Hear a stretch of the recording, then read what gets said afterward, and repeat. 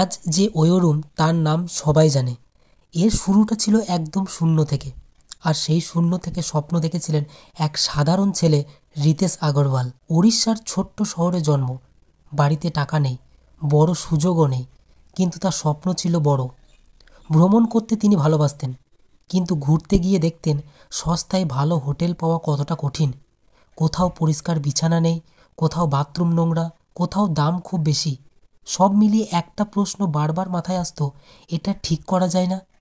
এই প্রশ্ন থেকে জন্ম নিল একটা আইডিয়া, ছোট্ট হোটেলগুলোকে একটি ব্র্যান্ডের আওতায় এনে সবাই একই রকম পরিষেবা দেওয়া। মাত্র একটি রুম নিয়ে শুরু হলো ওয়ো। দিন রাত কাজ, লাখো সমস্যা, তবু হাল ছাড়েনি রিতেশ।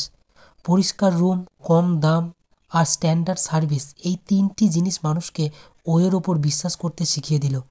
ধীরে ধীরে ওয়ো ছড়িয়ে পড়ল পুরো ভারত জুড়ে, তারপর বিদেশেও। মাত্র ১৯ বছর বয়সে রিতেশ হয়ে উঠলেন বিশ্বের কম বয়সী সফল উদ্যোক্তাদের একজন।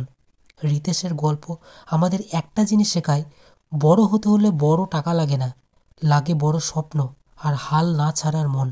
জীবনের একটাই সূত্র, শুরুটা যতই ছোটই হোক, স্বপ্ন বড় হলে সাফল্য আপনি এসে দরজায় কড়া নাড়বে।